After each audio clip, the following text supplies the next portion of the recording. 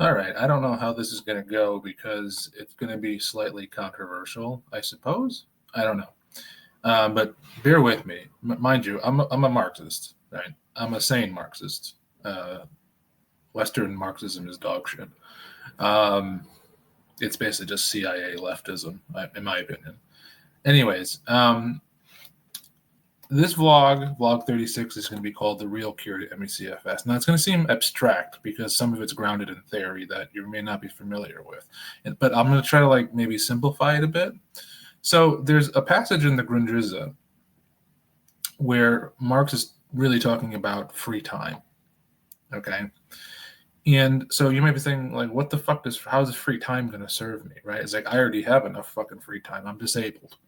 I have plenty of fucking free time. It's like, no, you have plenty of free time because you're just considered an inoperative worker at this point. If you can't work at all, if you're disabled, every disabled person is like this. So, I mean, this really applies to any sort of illness or social illness for that matter.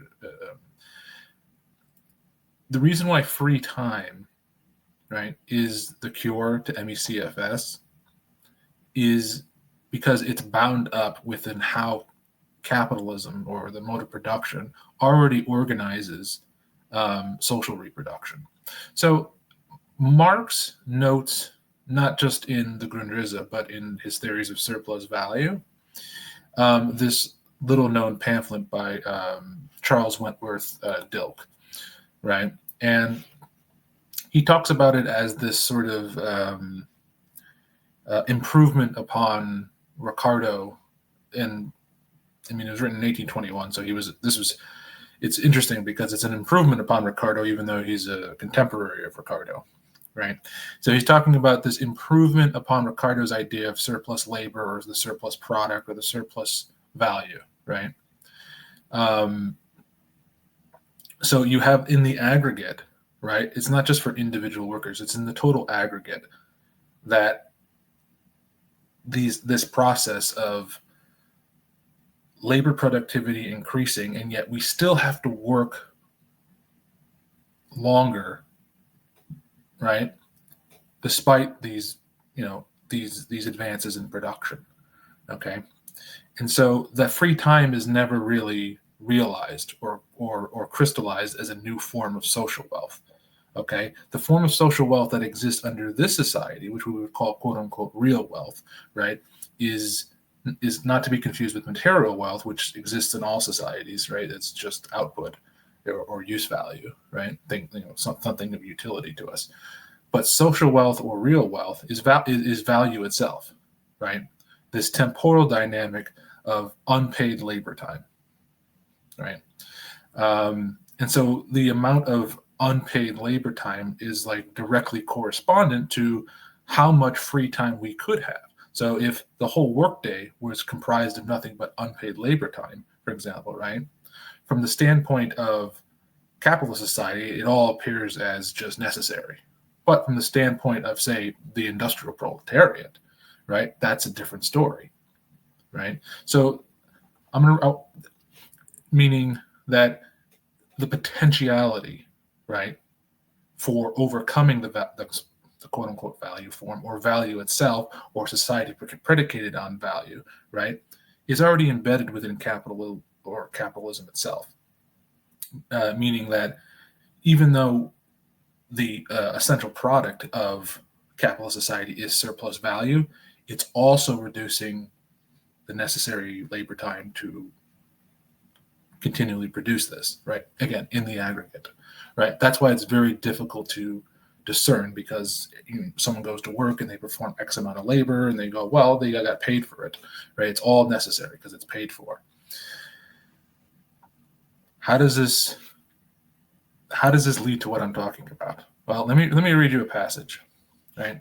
So he talks about again in the Grundrisse. And the Grundrisse just means blueprint or scaffolding or framework, right? So this was his template before he wrote Das Kapital. So anyways, he says the free development of individualities and hence not the reduction of necessary labor time so as to posit surplus labor, but rather the general reduction of the necessary labor of society to a minimum, which then corresponds to the artistic, scientific, etc. development of the individuals in the time set free, and with the means created for all of them.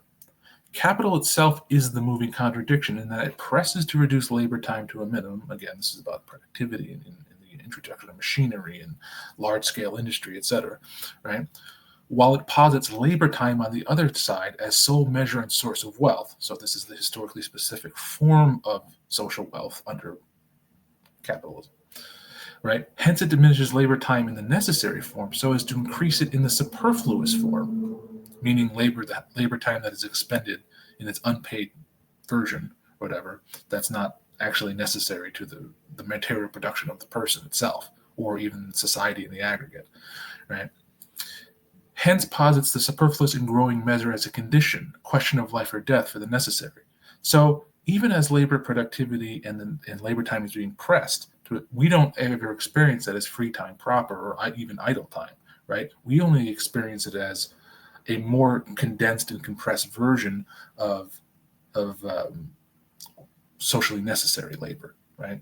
So on the one side, then, it calls to life all the powers of science and nature as a social combination and social intercourse in order to make the creation of wealth independent, relatively, of the labor time employed on it. On the other side, it wants to use labor as the measuring rod for the giant social forces thereby created and to confine them within the limits required to maintain the already created value as value. Okay? Forces of production and social relation, two different sides of the development of the social individual, appear to capital as mere means and are merely means for it to produce on its limited foundation. So this is where capital itself becomes a barrier to itself, to further accumulation, right? This is why it has to constantly find new ways and pull. It will pull all kinds of things into itself to try to find a way to escape its inherent boundaries or its inherent limits, right? So in fact, however, they are the material conditions to blow this foundation sky high. And so this is where he goes on to quote Charles Wentworth Dilke from his pamphlet called The Source and the Remedy. And he says, this is Charles Wentworth Dilke, truly wealthy a nation when the working day is 6 rather than 12 hours. Wealth is not command over surplus labor time with real wealth, hence value, right? But rather disposable time outside that needed in direct production for every individual and the whole society. And then he goes on to say, nature builds no machines, no locomotives, railways, electric telegraphs, self-acting mules, etc. These are products of human industry, natural material transformed into organs of the human will over nature, or of human participation in nature. They are organs of the human brain created by the human hand. The power of knowledge objectified, the development of fixed capital, indicates to what degree social knowledge has become a direct force of production, and to what degree hence the conditions of the process of social life itself have come under the control of the general intellect, and been transformed in accordance with it. To what degree the powers of social production have been produced, not only in the form of knowledge, but also as immediate organs of social practice of the real life processes. Okay, so what he's saying is this. He says that when he's talking about the human or the organs of the human brain created by human hands, making knowledge itself as a direct force of production, he says that wealth is no longer just accumulated through physical labor alone, right? But through accumulated social intelligence, science, shared know-how. This becomes the more of a driving force of production than direct just putting shit together, right? He says fixed capital as social knowledge is made now material. It's fixed capital, machines, tools, infrastructure, embodies the general social knowledge of society, right? And therefore represents an objective, materialized social power. And that can't be ignored. And this comes into direct tension with labor time, right? So the development of fixed capital signals the extent to which society's knowledge and productive capacities have been centralized and materially harnessed, right? Moving beyond isolated individual labor, right? Which, again, blows apart the entire concept of commodity production, okay? Even though commodity production is the basis for this social organization, right? And so when he talks about the general intellect, which has been talked about extensively, right? It's the collective intelligence and knowledge of society. That's all it is, right? And again, this has become the main driver of social production, right?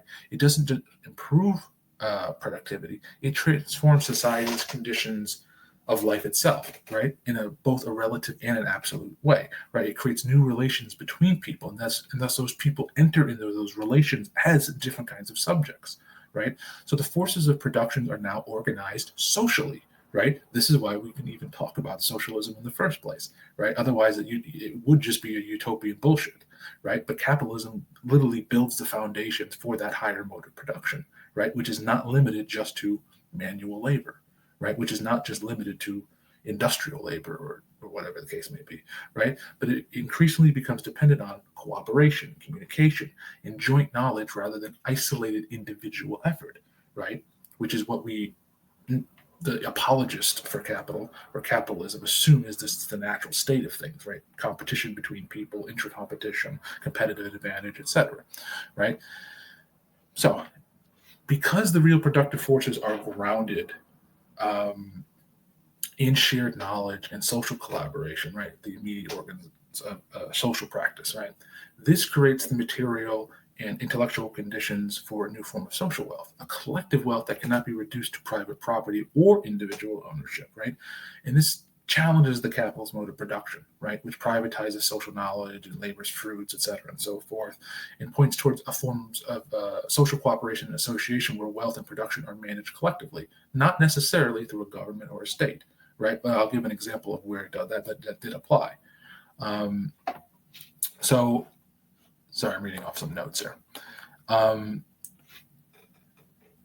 And it's not just about like workers' collectives either, right? And it's not just about post-capitalist society, right? We're talking about real material transformation of society, which allows this to be possible in the first place. Free time for me is not just something that I invented, right? Or I'm hoping will happen in the future, right? And so how does this relate to like diseases? How does this relate to at all to what MECFS? How does this relate to diabetes? How does this relate to cancer? How does this relate to whatever, right? Well, strictly from the point of view that I'm talking about, right? To say nothing of the fact that this would change the environment or this would change the amount of stress that we would all of a sudden be relieved of if we didn't have to fucking scramble to make ends meet every 5 seconds and our material needs were met just as a precondition to our own existence with the minimal amount of labor, right? The way it would work is this, right? And I can let me give a proxy for an example that exists within capitalist society, and then demonstrate maybe how that would work afterwards, where these relations no longer exist and new ones have already formed. The Manhattan Project. Okay, the Manhattan Project took the best minds from pretty much all over the world, right? Oppenheimer being one of them, right? And they took this science and these scientists and they put them all in Los Alamos, in this one concentrated area, and they said, build a fucking bomb.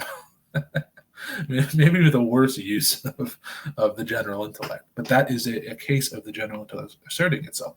Yes, human labor went into it, et cetera, and so forth, right? But this was not what you would call necessary labor at all, right? Matter of fact, it wasn't necessary, right? But it was a political necessity, perhaps, right? We have to beat the Germans and whatever, whomever, and the imperialists in Japan, and so we can fucking drop an A-bomb on these motherfuckers, right? Which is evil in its own right, but whatever. It ushers in the nuclear age, nonetheless, right? It's a progressive force in that sense, right? And a destructive force in its own right. But the point being is that that's the general intellect at work, right? That's the collective nature of the government sort of suspending this idea that, oh, all these countries are now in competition with one another. And now instead of that, we're going to, even though we're at war, we can still cooperate.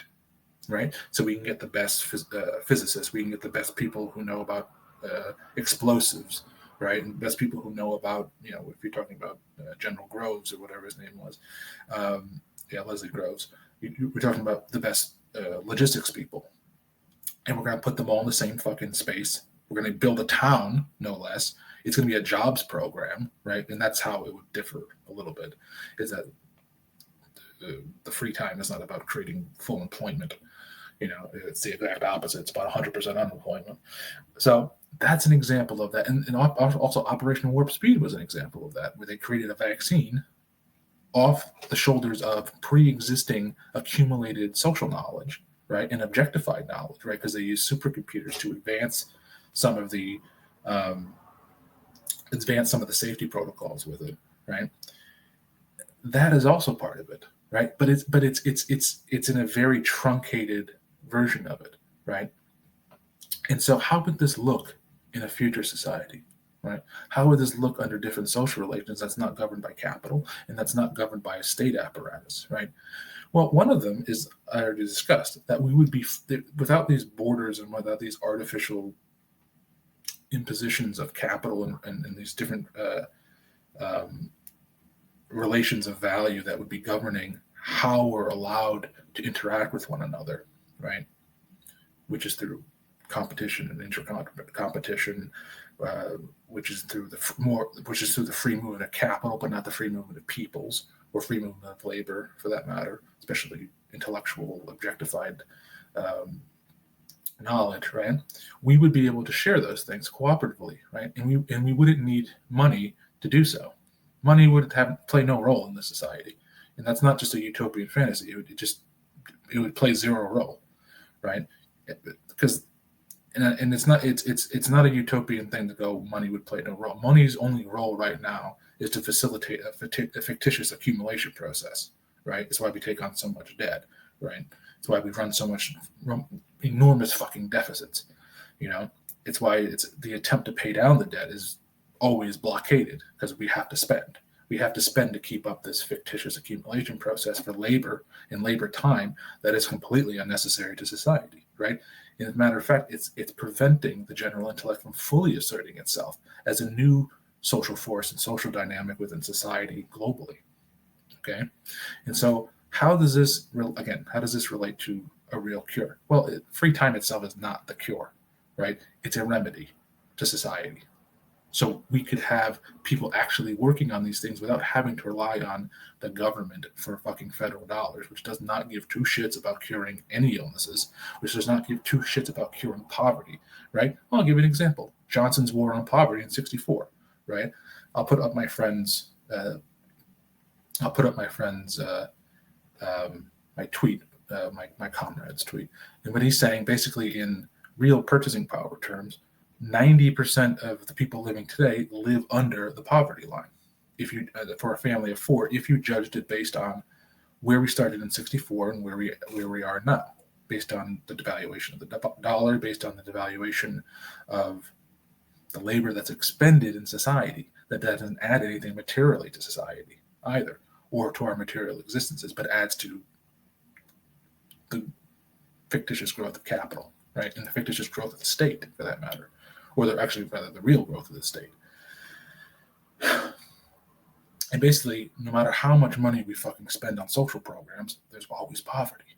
And it's not just becoming relative, it's becoming absolute. 90% is a lot. Okay?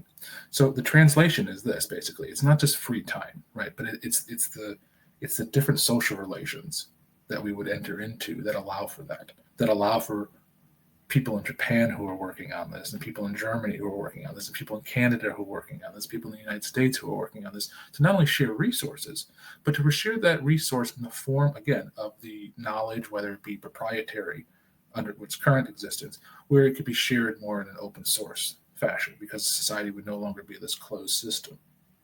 Okay, it would allow for external action, right? And it would allow for us to have more direct control over the processes of production and the processes of the life processes itself, which govern society, right? Which govern our own reproduction, right? And part of that is health, right? And part of that is wellness, right? In part because it's very difficult to reproduce society if everyone's fucking sick, all right? So that would become actually a priority for us, rather than this sort of band-aid approach that we've been doing for fucking 100 years now, which is like, oh, we're sick or whatever, put them on disability, right? Or if they're old, put them on Social Security or Medicare or Medicaid or whatever the case may be, right? We wouldn't have to rely on these fucking programs. And so, like, you have This is different from the libertarian version of just we'll leave it to markets, and it's definitely different than the versions that you know about through MECFS or other kinds of disability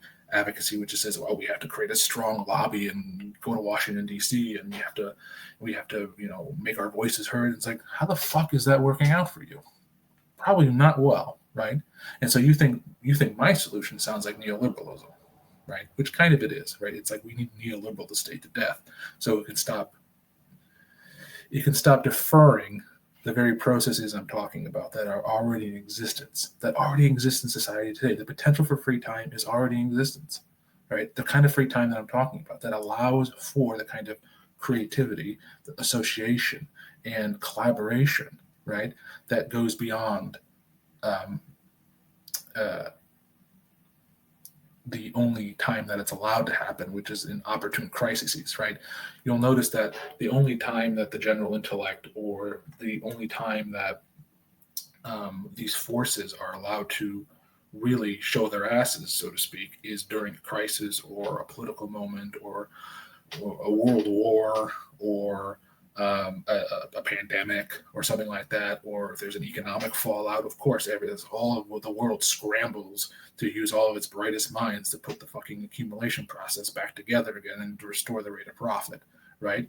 But when it comes to people who are dying of an illness or dying of AIDS or dying of a sickness or dying of what, they don't give a fuck, right? It comes down to like, well, charity, basically, right? But you have to start a fucking nonprofit organization and hope someone like Michael J. Fox gets sick so you can raise $1 billion for Parkinson's research or something, right? And by the way, that's not going well, right? So you can throw as much money as you want at it, but that money, right, doesn't get to the root of the problem, which is that the world is not allowed to act in symbiosis with one another, right? According to the existing framework for how capital, right, already contains the element for its own dissolution, right? And the antidote for that, the remedy, as Marx is taking his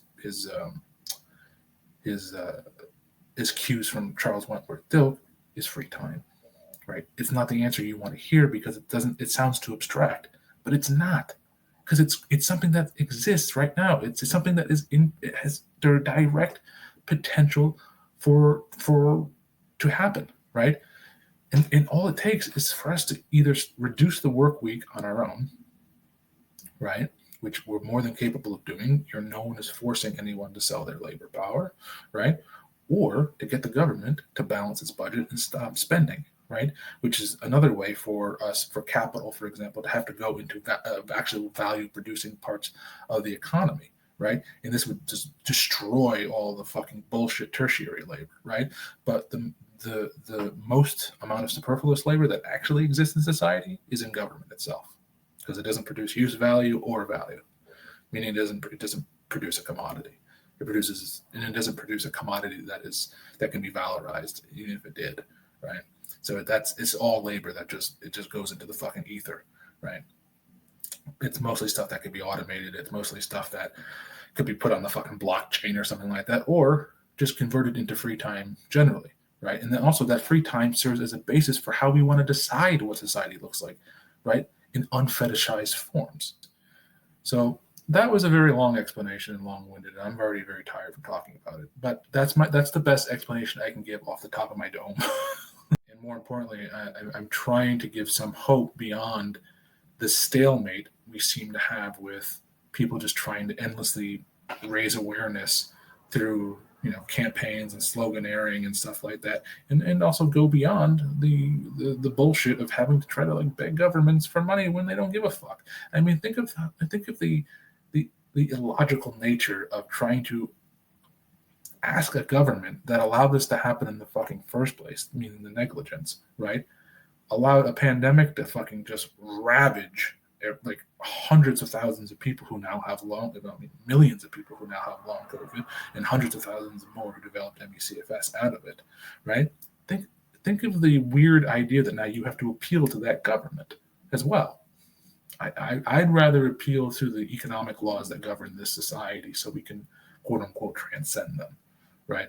Or sublate them, as I guess Hegel would say, or whatever. But maybe I should have written it down first. I just didn't. I wanted to I wrote some notes, but I really want to just explain it the best I could in the way that I know how to explain it. So thanks for listening. If you did listen to it, any critiques are welcome, of course. This is my opinion and my opinion alone. I know it's different than other people's opinions, but remember, this could also just be the real cure to health issues in general, not just the MECFS, but it's a way for people with MECFS to think about it, right? How now you advocate for that is a different story. And maybe I'll save that for another time. All right, well, thank you.